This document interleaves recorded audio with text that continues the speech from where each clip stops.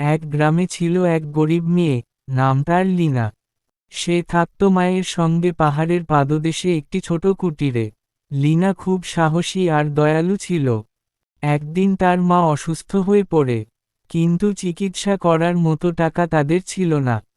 লোকের মুখে শোনা গেল যে পাহাড়ের ওপারে এক জাদুর পাথর আছে, যেটি যে ছুঁতে পারবে তার সব ইচ্ছে পূরণ হবে।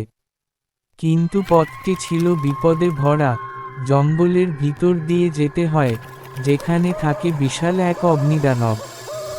লীনা মায়ের জন্য সাহস করে যাত্রা শুরু করল।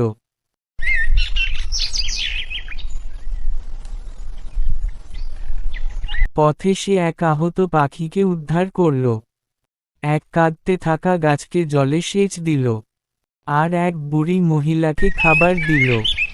সবাই তাকে আশীর্বাদ করল। জঙ্গলের পথ দিয়ে হাঁটতে হাঁটতে শেষমেশ লীনা অগ্নিদানবের সামনে পৌঁছাল।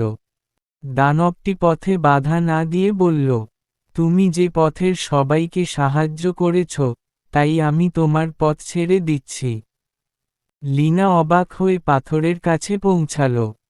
তখন জাদুর পাথরটি বলল, তোমার মায়ের জন্য ভালোবাসা ও সাহসী হলো তোমার সবচেয়ে বড় শক্তি। যাও, তুমি বাড়ি ফিরে যাও, তোমার মা ঠিক হয়ে যাবে। সে তখন বাড়ি ফিরে এলো, এবং লীনার মা সুস্থ হয়ে উঠলেন। তখন গ্রামের সবাই লীনাকে সাহসী রানী নামে ডাকতে লাগল।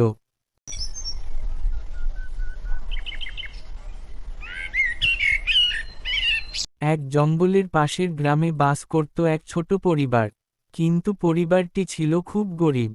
তাদের দুবেলা দুমুঠো ভাতও জুটত না। তারা খুব কষ্টে দিনগুলো কাটছিল। পুটির বাবা, শুনছো কালকে খাওয়ার জন্য কিছুই নেই।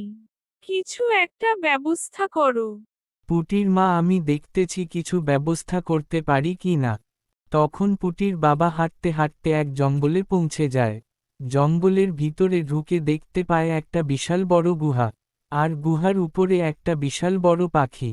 তখন পাখিটি বলল, কে তুমি? এখানে কেন এসেছ? আমার বাড়িতে খাবার মতো কিছুই নেই, তাই আমি জঙ্গলে খাবারের খোঁজে পথ ভুলে এখানে চলে এসেছি। তখন পাখিটি বলল, আমি তোমায় সাহায্য করতে পারি। পাখিটি বলল, আমার গুহার ভেতরে যাও, ভেতরে একটা সোনার মুকুট আছে। ওটা নিয়ে তুমি বাড়ি চলে যাও এবং পরিবার নিয়ে সুখী থাকো।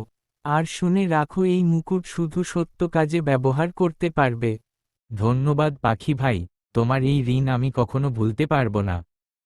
তখন পুটির বাবা বাড়ি চলে আসে, এবং তারা সুখে দিন কাটাতে লাগল।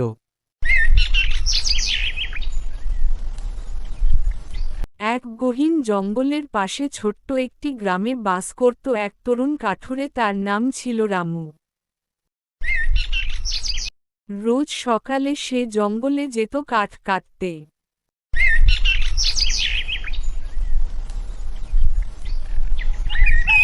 পরিশ্রম করে কাঠ কেটে বাজারে বিক্রি করে সে সামান্য কিছু টাকা রোজগার করত, তাতে কোনোমতে তার সংসার চলত। একদিন রামু নদীর ধারে গিয়ে গাছ কাটছিল।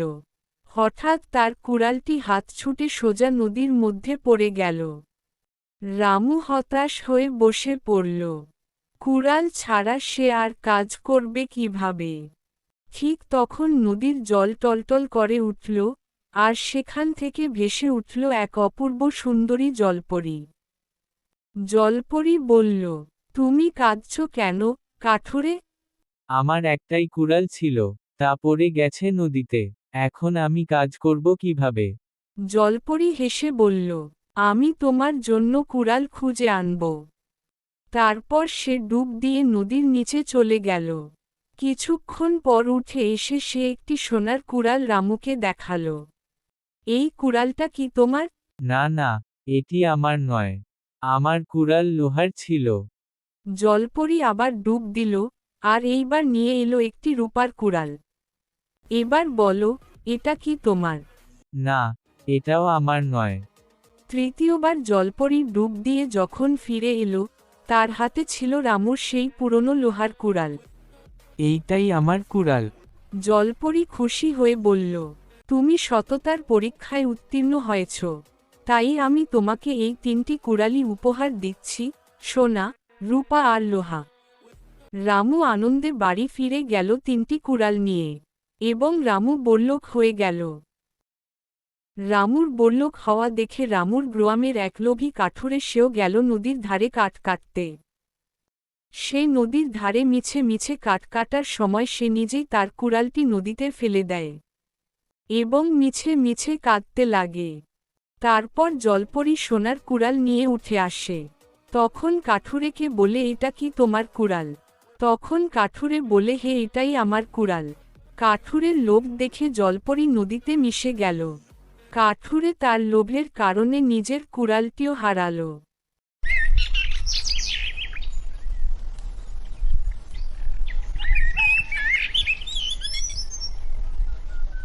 এক ছিল এক বুড়ি, ছোট্ট একটা কুঁড়ে ঘরে একা থাকত সে। ঘরটা ছিল জঙ্গলের ধারে, চারপাশে ঝোপঝাড় আর পাখির ডাক। বুড়ির সংসার বললে কিছুই নেই। একদিন বুড়ি আপন মনে বসে কাঁদতে লাগলো।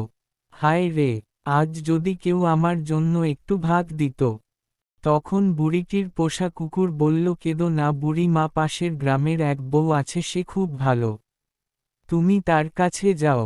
তার পরের দিনই বুড়ি পাশের গ্রামের এক বউয়ের বাড়িতে যায়।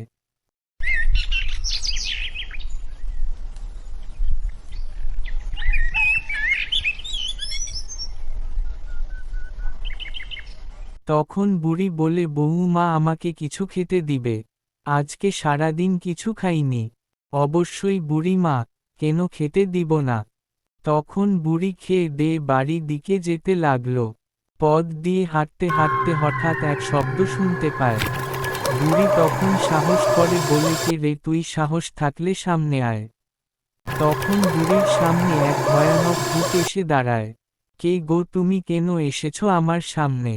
আমি তোমাকে কিছু দিতে এসেছি গো বুড়িমা। সামনে যাও, ওখানে একটা গুহা আছে আর গুহার ভেতরে আছে একটা জাদুর হাঁড়ি, যেটা তোমাকে সারা জীবন ভাত রান্না করে খাওয়াবে।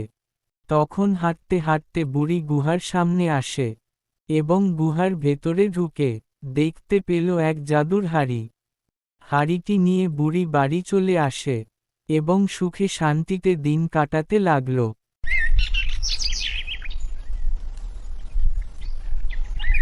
এক জঙ্গলে ছিল 3টি পাখি, টুনটুনি, শালিক আর কাক। তারা ছিল ভালো বন্ধু, একসাথে খেলে, খায় আর গান গায়। একদিন টুনটুনি বলল, চলো, আমরা মিলে একটা বাসা বানাই। শালিক বলল, ভালো কথা, আমি শুকনো পাতা আনব। কাক বলল, আমি কাঠের ডাল আনব। আর টুনটুনি বলল, আমি ঘাস আর তুলো জোগাড় করব। তারা 3জন মিলে খুব সুন্দর একটি বাসা বানালো। তারপর সেখানে মজা করে দিন কাটাতে লাগলো। কিছুদিন পর এক ঝড় এলো। ঝড়ে শালিকের আনা পাতাগুলো উড়ে গেল, কাকের ডালগুলোও কিছু পড়ে গেল। টুনটুনির তুলোগুলো ছড়িয়ে পড়ল। 3জনেই কাঁদতে লাগলো। তখন কাক বলল, আমরা যদি আবার একসাথে কাজ করি, তাহলে বাসাটা ঠিক হয়ে যাবে। তারা আবার একসাথে চেষ্টা করলো, এবার আরো মজবুত করে বাসা বানালো। হ্যালো ছোট বন্ধুরা, কেমন আছো? ভিডিওটি ভালো লাগলে অবশ্যই লাইক, কমেন্ট, শেয়ার এবং সাবস্ক্রাইব করে দিবা। বাই বাই বন্ধুরা।